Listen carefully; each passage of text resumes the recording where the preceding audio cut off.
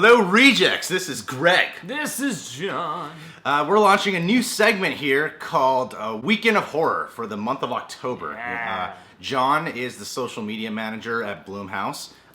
They're responsible for a lot of big horror movies, such as the Insidious films, the Paranormal Activity films, Purge. They do some films that are not horror movie, like Whiplash, and they have a new Western coming out. Yeah, and A Valley of Violence. Yeah, so they do a variety of films, primarily horror films. John is a big horror enthusiast. I really grew up on horror. There's a channel, I don't even know if it exists anymore, that I grew up watching called the Monster Channel, where it's 24 hours a day, just non-stop horror movies. And I was watching that when I was like 11 years old. I remember being really jealous because I think you had the Monster Channel. I don't think we had the Monster Channel, so I was very jealous. Yeah, it was a rare channel. I don't think a lot of people had it. Yeah. But we wanted to launch this segment, so we're going to start off with what we would like to see in horror movies. Yeah. John actually he came up with this topic, and so I'd like him to kick it off. John, to you. Let's establish what we love about horror, like what our horror tastes are, and then we can that can kind of justify what we would like to see. Should have prepared more. Let's do this. It's all good. No problem. The stuff that scares me the most in horror movies is always anything that feels real, or like,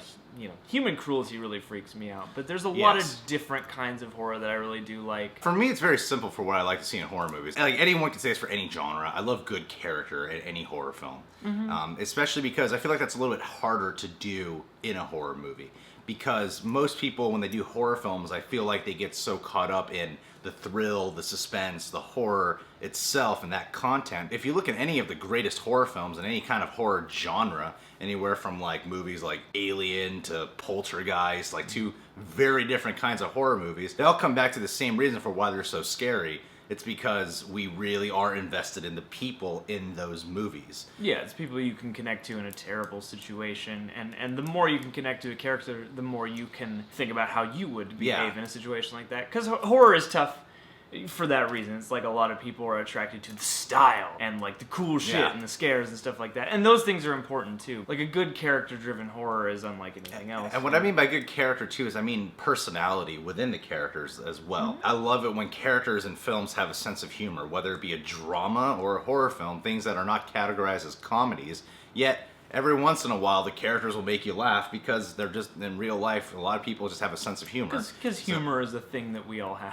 Yeah, so I like to see movies with characters that have really defined personalities, really human personalities. Even like The Devil's Rejects. No one's likable in it, but they all have personality. They're somehow likable in a weird way because of their humor, their appeal, their rawness about it. Well, the Devil's Rejects takes unlikability and makes it fascinating by basically setting up good guys and bad guys theoretically and then flipping those dynamics around. Yeah. So it's like, none of these people are likable except I feel differently about them all now, and that's kind of engaging. Growing up, I was always super into just Halloween in general and the macabre. There's a fantasy element I really enjoy. You know, horror is the place, like horror movies are the place where you can get together and sort of agree that we're all gonna address a fear of some kind in a safe environment, you know, and maybe have a little fun in the process. I don't even just like the fun stuff. Every now and again I've got a taste for, you know, like an ugly horror movie. That's the thing that I appreciate sometimes because there is ugliness in life, and I think ugly art is also valid. That's one of the few places you can really explore that is through a horror movie and stuff like that. All right, enough setup, John. What would you like to see in a horror movie? I want to see more weird stuff. That's what I always kind of come back to as like an umbrella, is like I really like it when films have the guts to get weird and when people allow that to happen. Because that's the stuff that's truly unsettling. Getting surreal, I mean, like it's easy to point to like David Lynch and stuff like that. I like the recent string of like psychological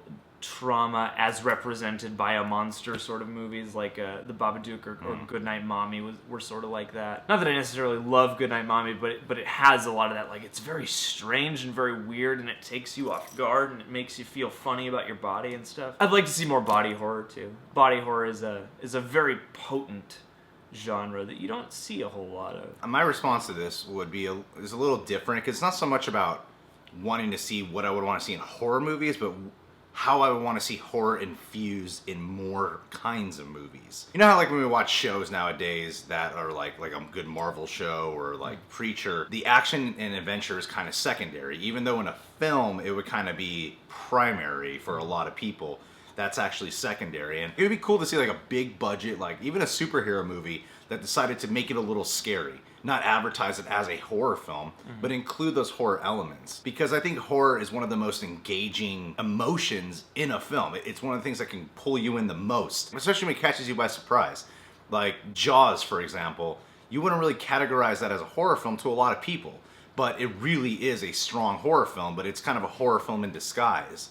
And I would like to see horror kind of be a disguise through a lot more films too. Like yesterday I was talking to a writer who writes a lot of romantic comedies, and you brought this up a lot. Like, you don't really see strong romance in horror films. You kind of get like, let's set up this guy, so okay, these two love each other, that way when one of them dies it'll be fucking depressing. Yeah, like we care that this guy because he's got this other thing that he worries about, so hey, character development. Yeah, I would love to see more like actual horror romance or like gothic romance. I know a lot of people weren't super receptive to Crimson Peak. Stuff like that I kind of miss. Like I was watching that and I was like, I kind of miss what this is. Like a real gothic romance, you know, and I think there is horror to be found in love that's more than just the person I love is being attacked by a ghost. I'd love to see the interplay of genres. I'd love to see like a true Bone Tomahawk was something I loved lately. It was like a horror western.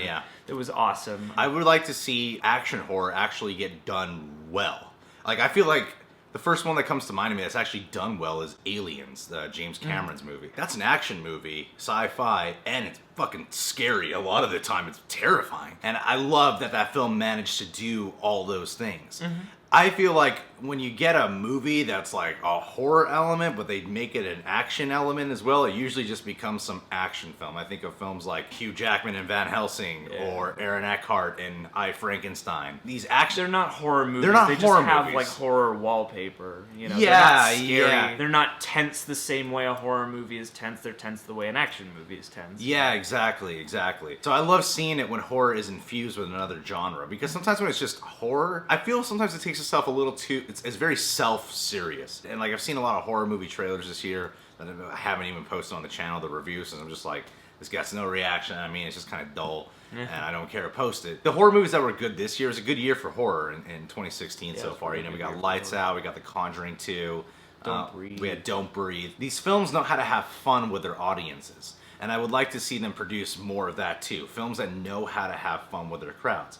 At the same time, though, you do get your films like The Witch that kind of remind me of like the Kubrick days, that are really about dread, that kind of tone and style where the camera lingers for a long time and you don't know what's going to pop in a frame and shit like that. Or it's like you're just kind of consumed in this uncomfortable feeling, you know? Horror movies with an aura, There is a definite horror to just dread, to feeling prolonged dread, and movies like The Witch are great at that, or The Invitation was another great one I saw this year. I would also like to see more horror films that kind of harken back to, you know, films like that have a wonder to it, kind of like Poltergeist. I felt like Guillermo del Toro was bringing that back for a while with films like Pan's Labyrinth and when he produced The Orphanage. But I don't feel like no one even tries to make films like that. Yeah. Where there's a sense of wonder, as well as this is fucking terrifying as well.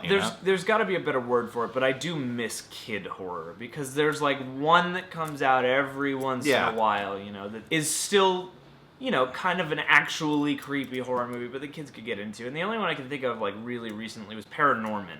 Was one I loved. That was Stranger Things kind of qualifies. It's a little scary. I wouldn't want a kid to watch Stranger Things though. Like I wouldn't be like, hey, 11-year-old. Oh, you mean? Oh, that's what you mean by like actual like kids being able to go and watch a scary. What about Goosebumps? Yeah, Goosebumps is another good example of that, I think. And Goosebumps has that benefit of we love to mine property now. They reached over to that and they did it justice, I thought. More original stuff like that, where it's not necessarily blood and guts, but it is creepy, but creepy for, you know, youth as well. I grew up with some stuff like that was, you know, for me, and I think that's a valid thing to do that we don't really do much anymore, is like horror for young people. And I would like to also see horror movies with different kinds of leads in there.